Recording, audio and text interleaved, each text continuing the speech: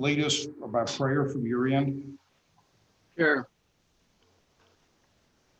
Dear Heavenly Father, bless this day that you have granted us. Thank you for sharing your Son with us and allowing him to take all the pain and suffering for us. Be with this country as we battle this terrible virus. Father, bless this country, bless this county. Be with us in this court today as we do the work that's best for Mills County. In your Son's name we pray. Amen. Amen. Thank you.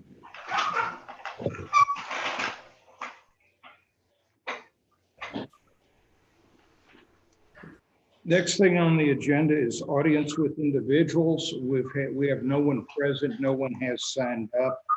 Going forward, if we ever go to fully remote meetings, there'll be a provision for people to come in online and sign up to speak.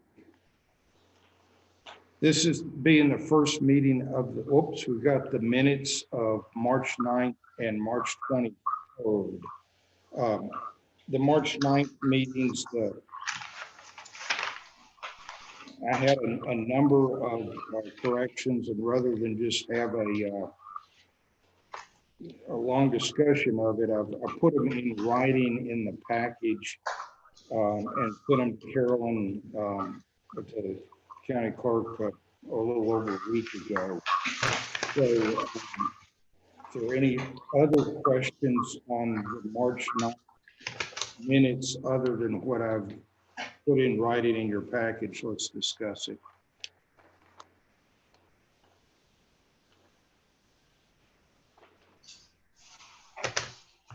There being no discussion, I would move approval with the March 9th minutes with the amendments dated March 23rd that are in the package. I'll second. We have a motion and a second. Any discussion? All in favor, say aye. Aye. Any opposed? Okay, it's unanimous. We've approved the minutes, the amended minutes of March 9th. Then we have the minutes of our last meeting, which was March 23rd. Any comments or questions on those minutes?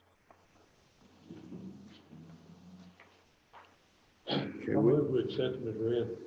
we have a motion to approve the minutes of March 23rd as written. I'll second. We have a second from Commissioner Hall. Any discussion? All in favor, say aye. Aye. Any opposed? Unanimous approval of the minutes of March 23rd as written. Next item on the agenda, being the first of the month, the first meeting of the month, we have all the reports lumped as a consent agenda. We'll go through them. We can ask questions if any of them need discussion or modification or action. We will take them off the consent agenda and consider them individually. The first item is the county treasurer's report for the month.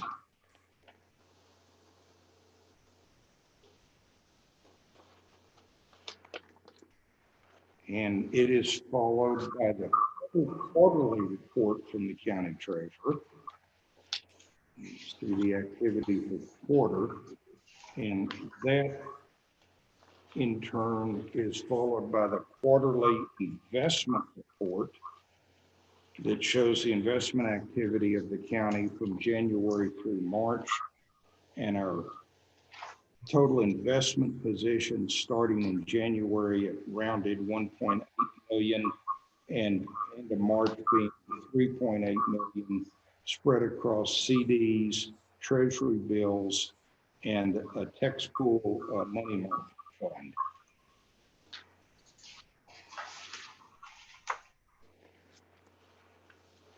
And then we have the accounts payable report, which was distributed electronically on Thursday.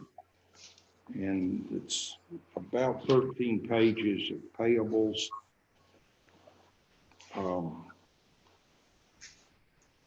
One comment from me, Trina, is I think it's in precinct 4, there's about $1,000 charge for replacing a light bulb. That's the street light, and it was here at the courthouse, and it was broken in the tree trimming. It's a payment to the city of Goldthwaite. I think that should probably be a courthouse maintenance expense rather than a precinct expense. And Jason, you have a question or comment? Commissioner Williams? Yes. I told them that I would pay for that since my guys and everybody broke it. So that's why I told Trina to put it on 4. Okay, then disregard Ms. Busby. Other questions on the payables?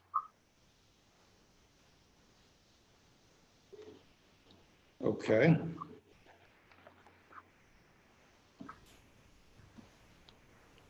Have the, Judge, I have one more.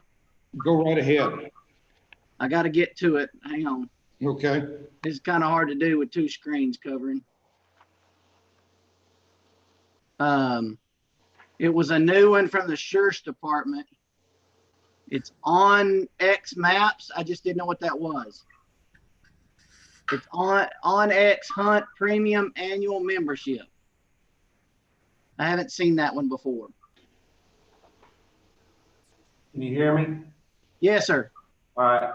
We just signed up for that service. It's an application on your phone. We're finding more and more absentee owners in the county. So there's times where, you know, if we have loose livestock or an accident, or we're just actually trying to find that piece of property, you pull this app up and it actually identifies the owner of the property, and it GPSs where you are. So that Okay. it enables them to quickly identify the property they're looking for. Okay. Well, I just hadn't seen it before, and I just wanted to ask that question. Yeah, we spoke with Parks and Wildlife and some of those guys. We're getting more and more individuals that are not familiar with the county that are coming to work here, so I think it's beneficial to have that app. Okay. Thank you, sir. And the only other one that I noticed is on the JPs on the first page, just with those autopsies. That's really going to bring her account way down. I get it says 19. Trina, is that further back than, is that last year's or is it in this year's budget? It's going to have to be in this year's budget. I mean, it's being paid this year, but it's from last year's autopsy. That's what I meant. I mean, it was a year ago. All it says is 19, I think. You know, some of them we don't get billed. It seems like they're a year later when we get billed. So Yes, but that's been happening. So I think it's getting better. okay. No more questions, Judge. other questions on payables? Okay. Moving on, we've got the report from the appraisal district showing tax collections through the end of March. And we are at a little over 89% collected. That remains about 8% under where we were this time last year, and relates primarily to one large dispute from Encore over transmission line. And that has, there was an appraisal review board hearing that ruled in the county's favor, and they have a period of time to appeal it, which runs through, I think it's April 26th. So we're just waiting to see if there's an appeal or not on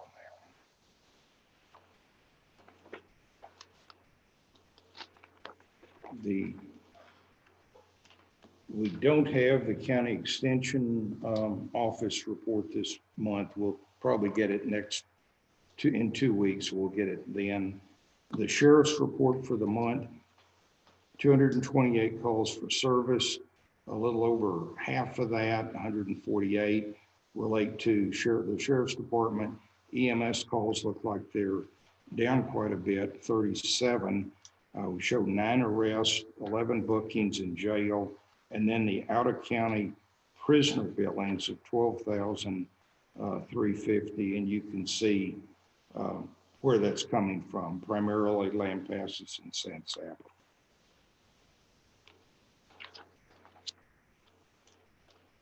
Next item, tab H, is the Just JP's report for the month. Highlights on the first page, see new cases of 48, disposals of 83, cases pending at the end of the month. And I was just going down the traffic column. There's other categories. The second page is the civil case activity. And then on the fourth page, see the fee collections of $21,814 for the month, with $13,635 being retained by the county and the balance being remitted to the state. The next report is receipts from the judge's office. It's not much this time. Senior center was rented twice. That has really fallen off with social distancing. Then there's the EMS report for the month.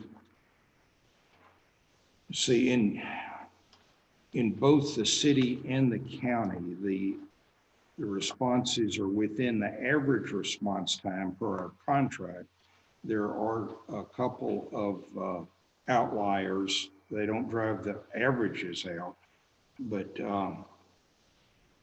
in 2 cases, one in the city and one of the county, it was a case of we had one ambulance out on a call, and the second ambulance had a second call come in, and it was a response from Hamilton.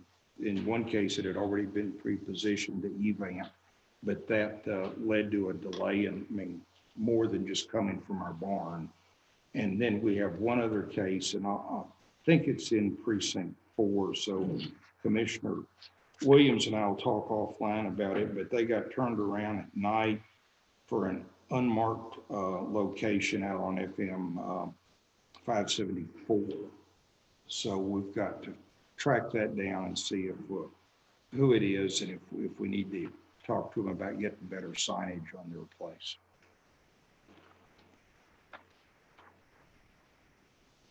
The last item in the consent agenda is the Veteran Service Officer report. It's skimpy for a couple of reasons. You can see 8, I think it says 8 veteran service.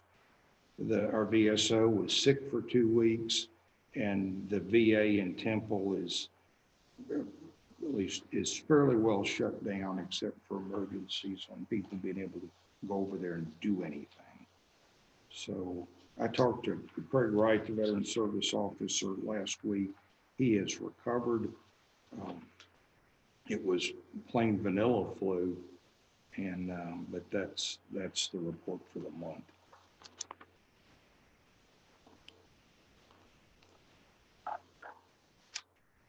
I make the motion that we approve the consent agenda as reported. I second it. We have a motion and a second to approve the consent agenda. Is there any discussion? All in favor of approval of the consent agenda, say aye. Aye. Any opposed? That's unanimous approval. Okay, the next item on the agenda is consider an act on the county investment policy, which is tab 4. This is something that's required to come to the court each year, and I will turn it over to the county treasurer to discuss. Okay, we only made a few small housekeeping changes to the policy. It's basically just the same as last year. We did change, instead of listing county auditor, we made it 2 or more appointees from Mills County. And that was just because of the whole thing of, is Charles a county auditor or not? We started to name him specifically, but instead we just put 2 or more appointees from Mills County. We definitely expect for that to still be Charles. This went out to the investment committee a week or so ago. In the interest of social distancing, we didn't have a meeting. We offered to do one by phone or Zoom, and had no feedback from the independent members of the committee. So it's a no change, except Charles Miles is now described as a member, as a public member of the committee instead of the county auditor. I'll move with the renewal policy. We have a motion to approve the investment policy.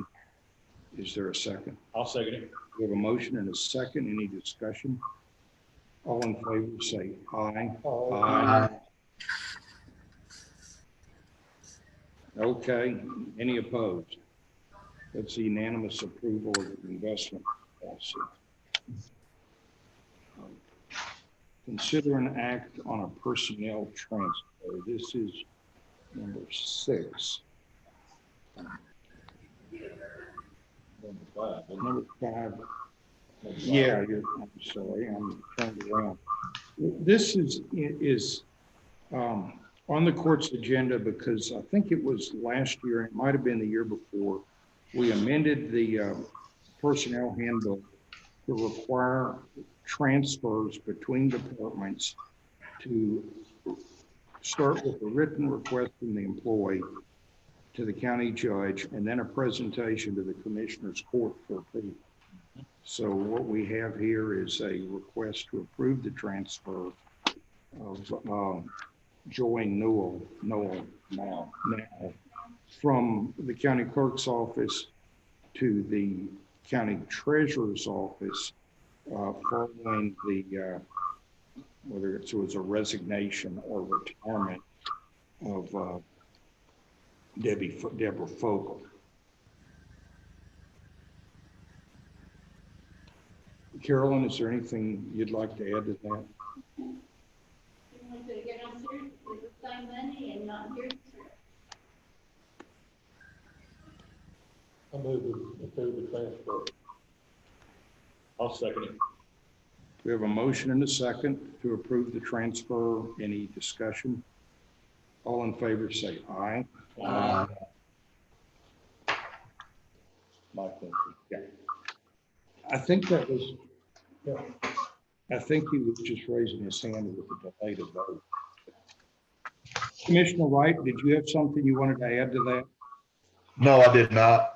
Okay, I'm sorry, we misunderstood.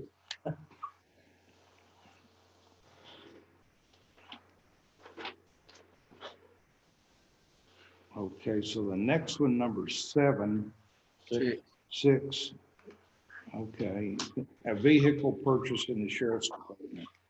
We have the purchase order in your package. I believe this is budgeted. Before they enter into a purchase contract or seeking court approval. Sheriff, is there anything you'd like to add? He's muted. Okay. There you Okay. go. Hello? Yes, Hello. you're on now. Is there anything you'd like to add about this patrol car purchase? This is a new procurement program that was established by the Sheriff's Association. And we have found that purchasing equipment and vehicles through the Sheriff's Association is going to save the county about $4,000 to $6,000 a unit versus purchasing locally. We'll still take the vehicles to the local dealerships for maintenance and warranty work, most definitely. But the price that you have there is $31,252. But that is not counting, we want to trade in the 2013 Tahoe, and they've given us a value of $4,500. And the 2013 Ford Taurus valued at $2,500. it should bring the price down to approximately $24,252. Does that trade-in go locally or does that go to the Sheriff's Association? No, the Sheriff's Association put out bid services to qualified dealerships, and there's only a certain amount of dealerships that you can procure this price through. So the ones that we're looking at is actually up in the Metroplex area. Okay, I just didn't know where the trade-ins went. That's all I was curious. Yeah, we compared the prices to what we had previously been paying through the locals, and there was a substantial savings by going through the procurement program. This is, in a way, this is just like the buy board for us. Correct. So the trade-ins would be delivered to this Reliable Chevrolet also? Correct. Okay. Mr. Hale, I don't know, do we need to have a separate agenda to trade those two vehicles in, or could it be inclusive in this motion of purchase? Wait, he's muted.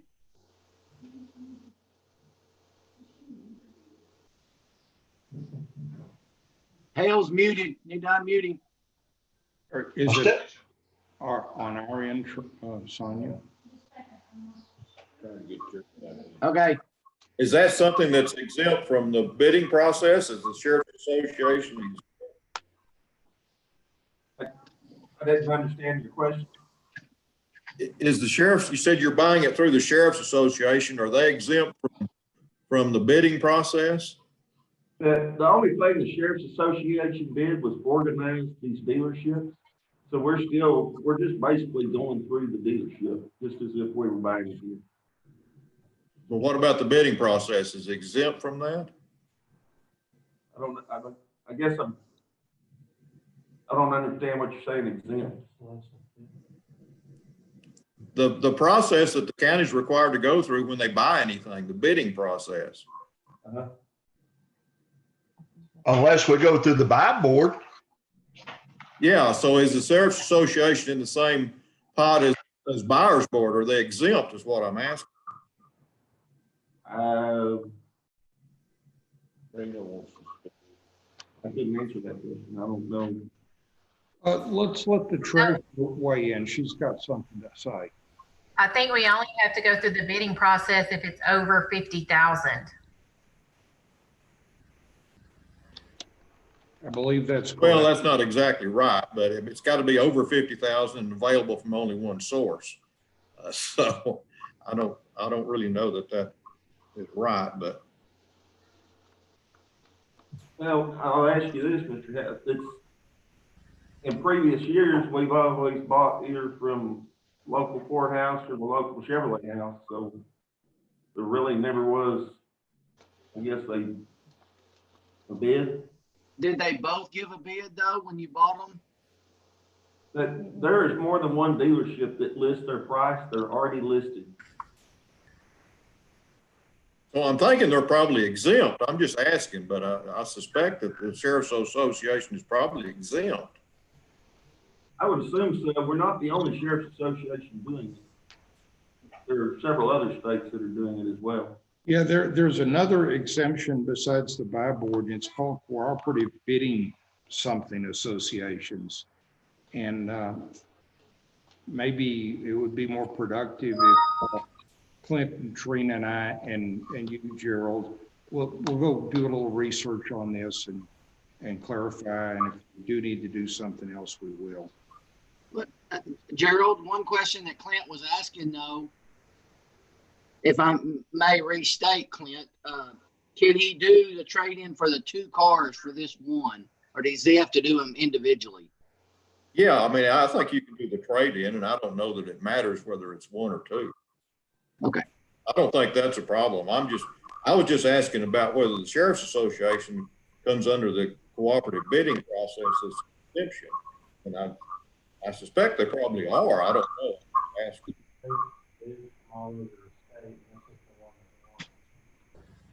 Yeah, like I said, the Sheriff's Association put bids out to multiple dealerships across the state. And those dealerships, I guess, won the bid to be listed on their procurement website. So when you go to the procurement website, you choose your vehicle and the dealership, and there's already a price set for these units. Yeah, so that sounds to me like that they are exempt because that's the process that's required for the people that you're buying it from have already done the bidding process for you. But Correct. And first time I've seen this deal, so I just didn't know. Yeah, it just started this budget year. And if any of you are interested, just go to the Texas Sheriff's Association website and then click, I think it's in the top right-hand side for the procurement program. And then just go, choose the vehicle and it will actually show the dealerships and the price list.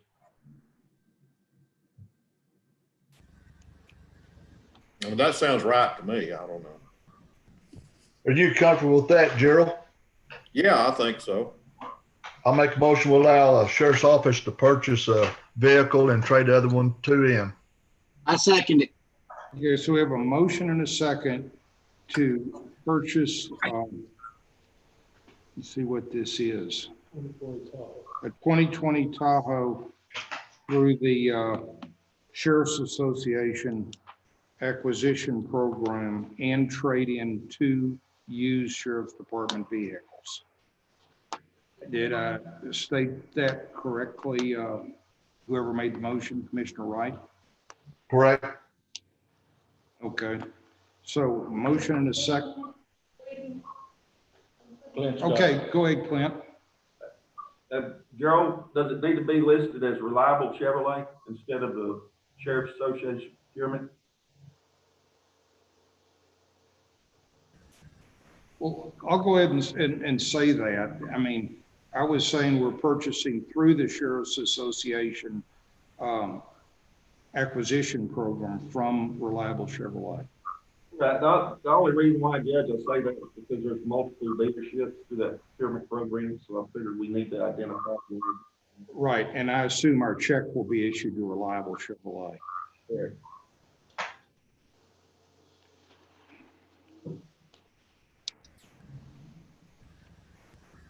Well, I'm lost track of things. Who started the motion? I did, Commissioner. Okay, Commissioner Wright, would you like to start over? I make a motion that we allow the sheriff's office to purchase this vehicle from Reliable Chevrolet and trade in 2 used vehicles for it. Okay, we have a motion and is there a second from? Second. Is there any discussion? Any further discussion? All in favor, say aye. Any opposed? Okay, that's unanimous approval.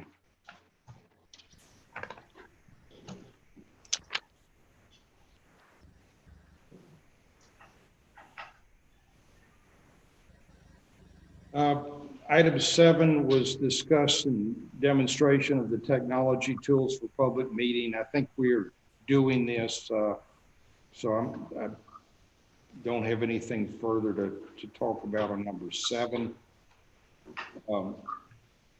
Number 8 is consider an act on the Family First Coronavirus Response Act. This is a federal program through the Department of Labor and administered by the Wage and Hour Act. There's a poster in your package about employee rights, sort of outlining it.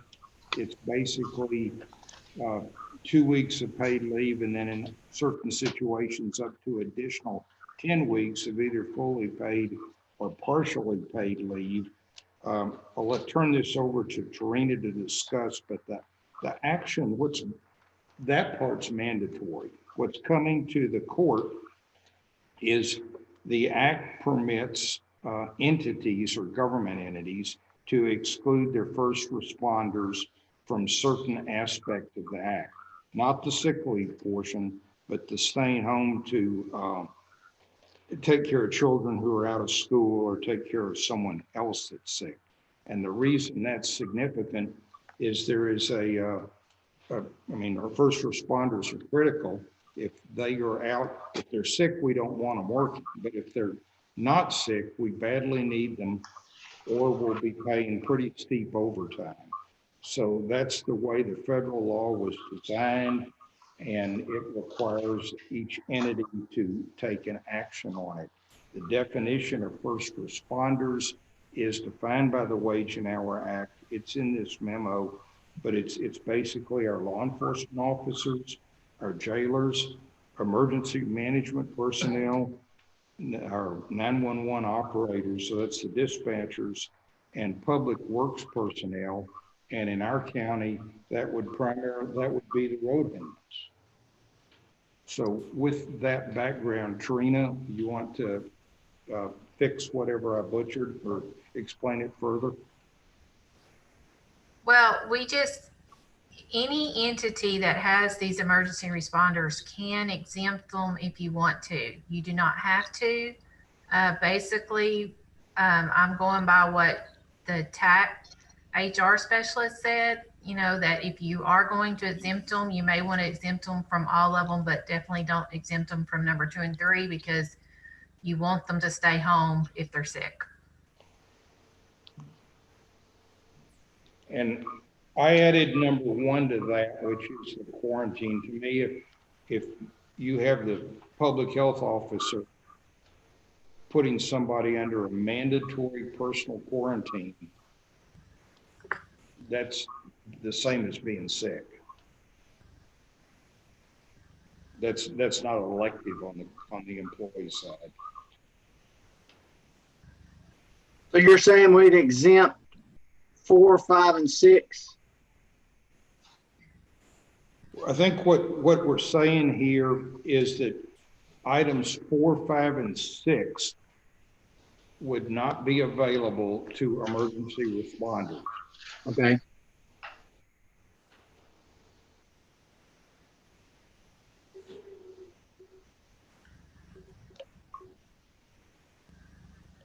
Sheriff Hammonds, anything you'd like to add? No, not really. As, of course, Trina knows, we've had one employee that was basically ordered by the doctor to stay home for 14 days, but they weren't tested for COVID, but we had to adhere to the doctor's order. How's it going in your office, Clint? How's the morale? Oh, they hadn't killed each other yet.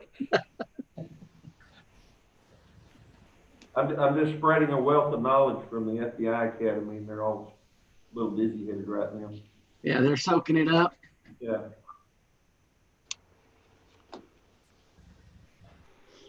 So we need a motion on this and a vote on it, Judge? Yes, we need, let me take a look. We need to approve the exclusion of first responders from items 4, 5, and 6 of the Family First Corona Response Act. And I would so move. I'll second. So we have a motion and a second. Is there any discussion? There being no discussion, all in favor say aye. Aye. Opposed? Okay, that's unanimous approval.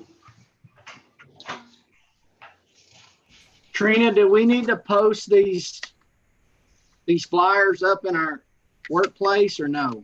Yes, By law? yes. You should have already put them up when I gave them to you April 1st. Well, they're just on their desk. I don't have them really posted, but yeah, okay.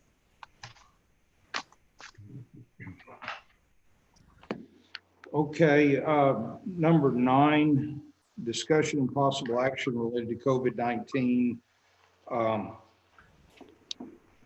Whether there's any action, last week we put signs on the courthouse closing it to the public except for essential business. And that's defined in some of the governor's orders, but it's basically things relating to a judicial matter and public record. We've, to the best of my knowledge, have not had a problem with that. There are a few people come in about license plates. We've put numbers up to call the individual departments. And of course, any elected official can deal with the situation as they see fit if they want to meet somebody. From the judge's office perspective, I don't think we've seen any issues. Carolyn, have y'all seen any change in the clerk's office?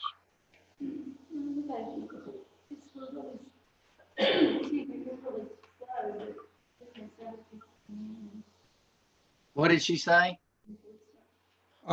She says there have been no problems. It's really slow. And she's had several people come in to look up records.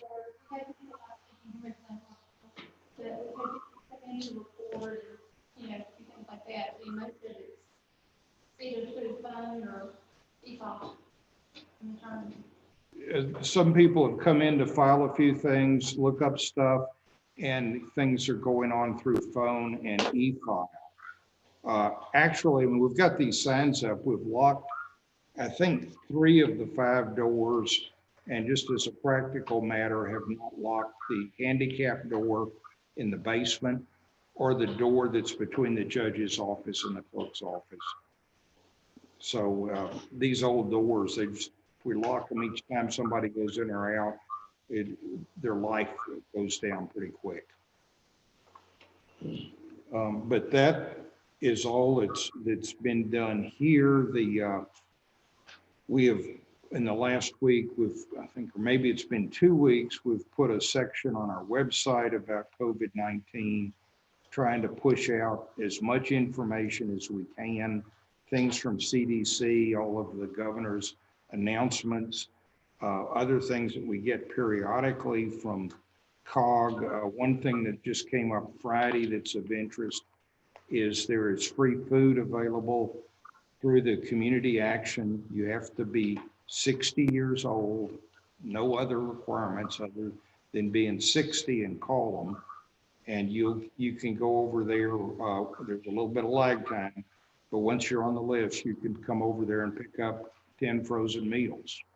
So we're publicizing that. There are some SBA programs that I haven't publicized much because there's mixed feedback on whether or not they're actually working.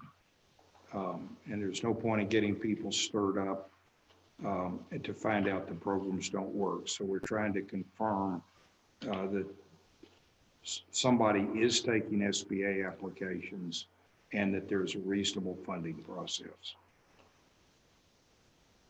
Judge, have you heard much from the community? Much actions from the community or upset or Yeah. anything like that? I mean, my observations on social distancing and mask and stuff is the compliance level is about all you could expect out of our community. I'm really proud of them, but as far as direct feedback, it would be anecdotal. I get a few calls, thanking us for trying to do something or trying to, I don't know what we're doing, but hanging in there. And there was some feedback I got that people wish there had more information from the county. And so I've taken all this stuff that's on the website and tried to put it out there in Facebook, which I detest, but people seem to use it. So I'm pushing out a daily report on what I get from the various phone calls I'm on, the local hospital reports on whether or not we've had a confirmed case, which as of yesterday, we have not in Mills County, and what new information we're getting. And people seem to be appreciating that. I'd be interested in what anybody else in this meeting or on this call is here.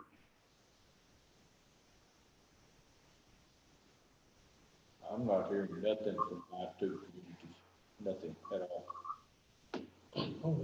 Only complaints I've had is about a check coming in droves from Austin and Dallas. I don't know if everybody could hear that. Commissioner Hall said he wasn't hearing anything from his communities, and Commissioner Guerin said his primary feedback was observations on the number of out-of-county residents coming into the county. We've had the same issue in precinct 1. We're having a lot more people coming into the county. Yeah, same way here. And I was visiting with the local lumberyard and S&S and Napa, and they've had their best months in a long time this last month and most of it's out of town people coming in to work on stuff.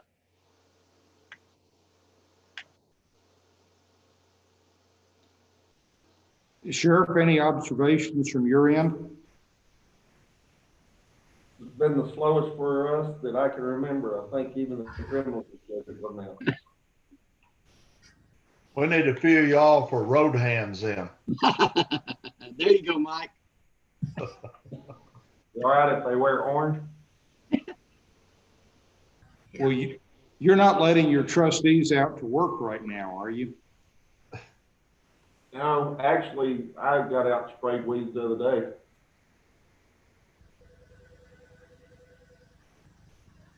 Well, from talking to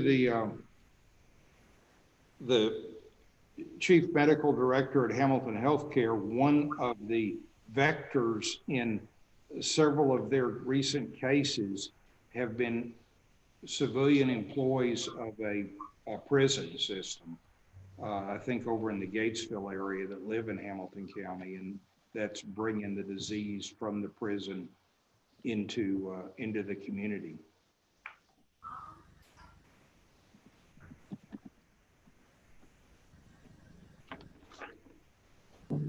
Well, let's move on to commissioners' requests and reports.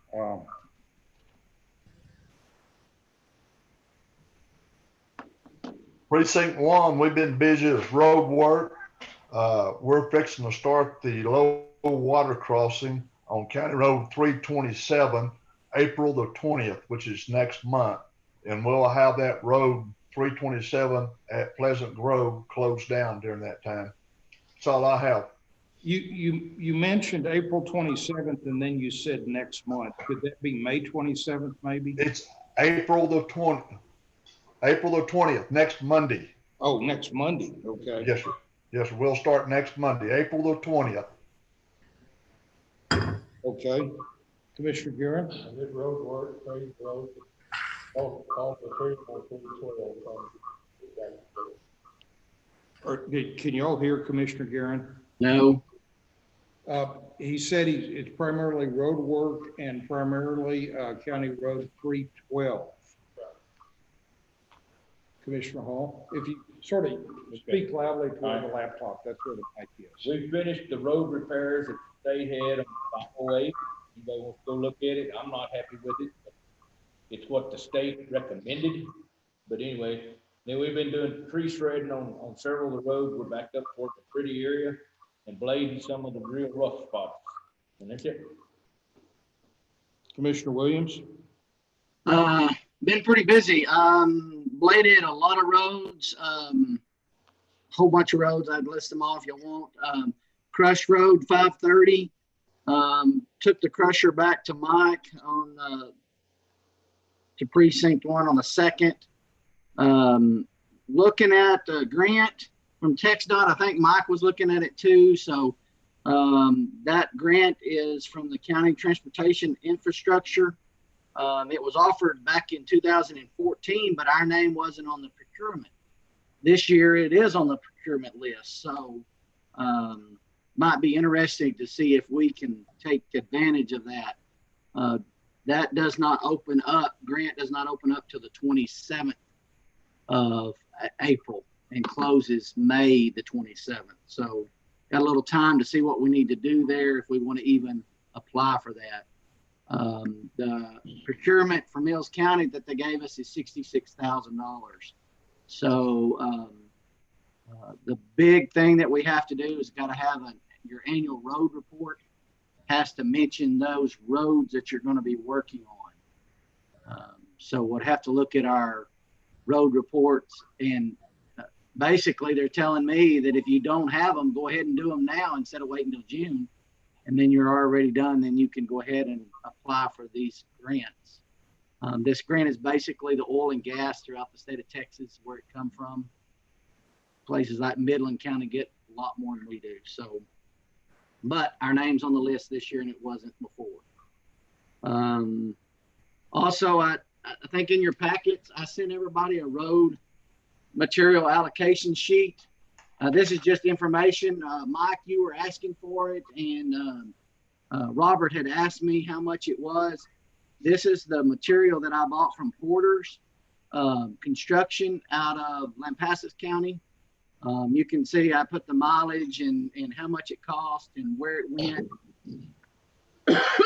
Excuse me. And so it basically breaks it down to after, without labor, it's about $13.20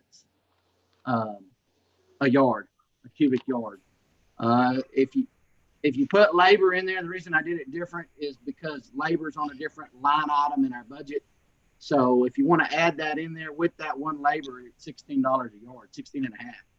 So, but anyway, if y'all were talking about doing some stuff for budget, looking at if we had to buy material, this maybe will give you a little, and I've got this, I can send it to you on file if y'all want it, hardline or whatever, but this is what I come up with.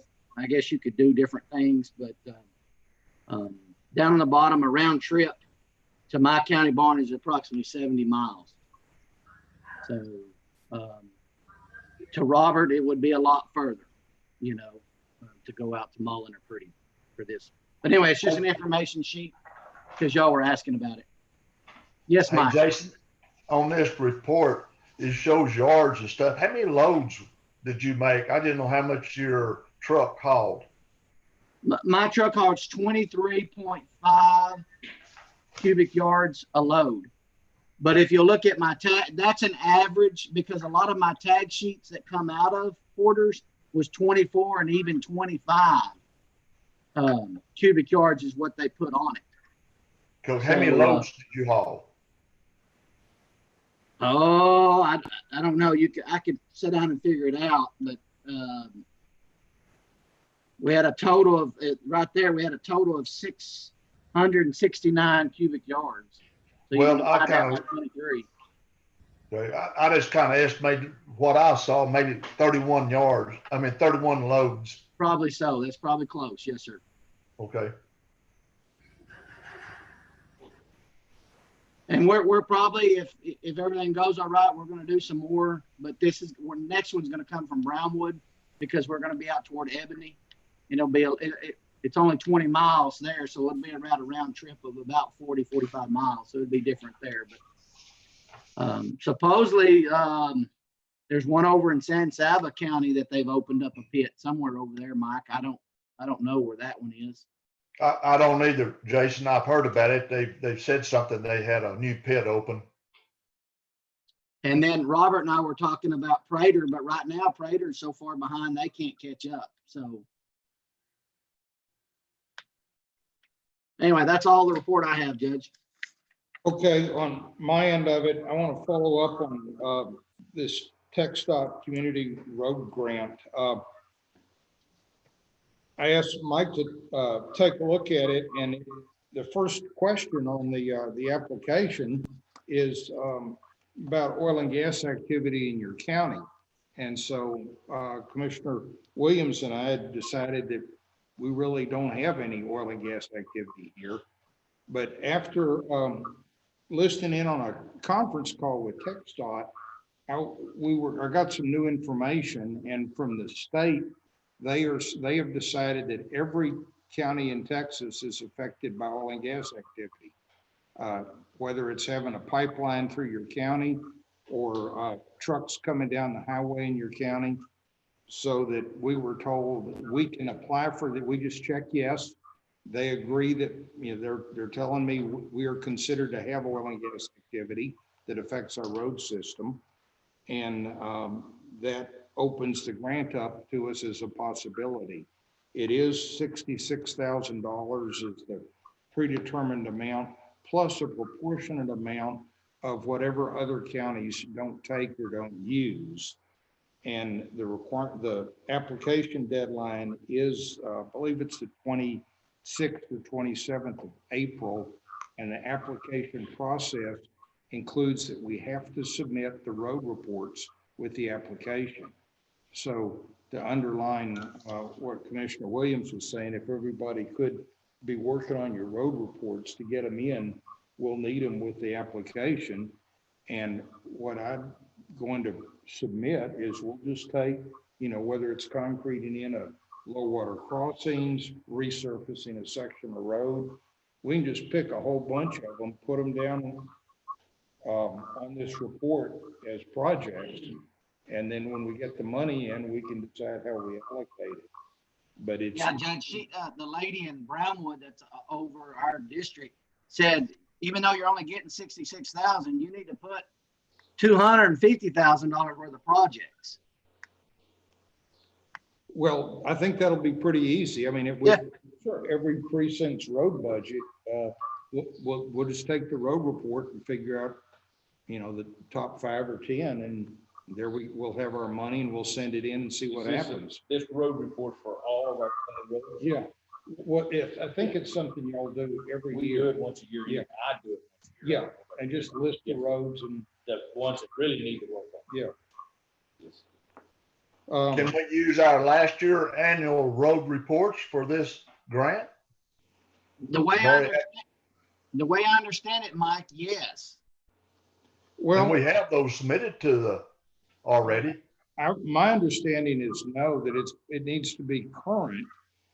And the work cannot have already happened. So work that we do before April 20, whatever it is, 7th or 6th won't count. That's why I was asking Mike about that road project you were working on.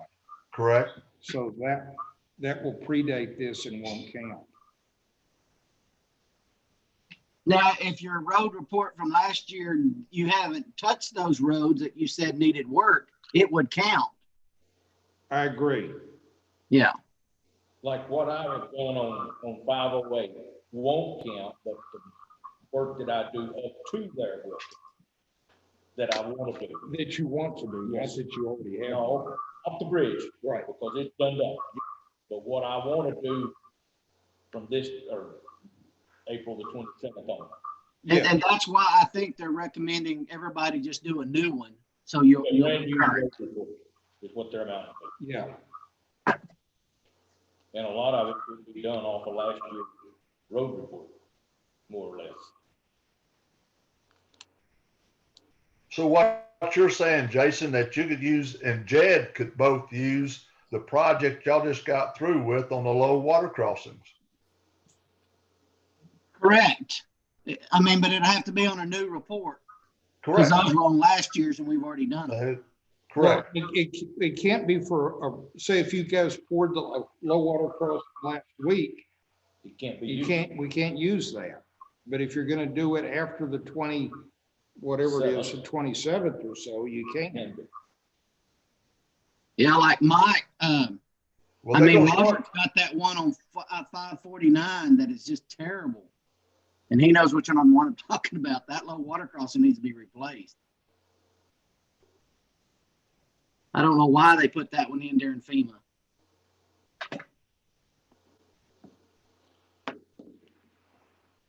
Commissioner Williams, Wright, did you have anything else you wanted to say? Looked like y'all stepped on each other. Yeah, I was just saying they're fixing to start my project the 20th, but they'll be completed with it by the 27th. So I couldn't use that project either. That's right. But I'm sure there's another one. Correct. Okay, the only other thing I just wanted to mention is that the state's already starting to plan on recovery plans past the disaster plans. And Department of Emergency Management has put together a periodic recovery plan briefing. The first one will be this afternoon.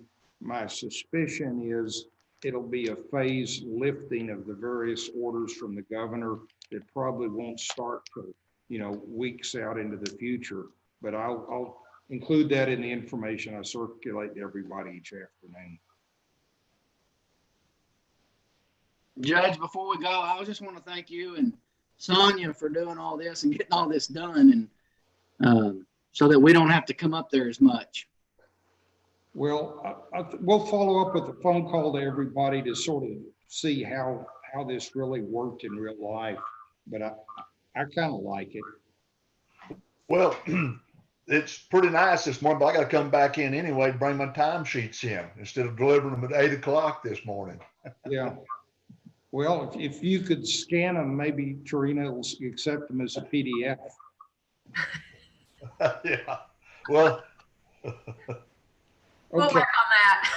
well, I have no further business. I'd entertain a motion to I make a adjourn. motion that we adjourn.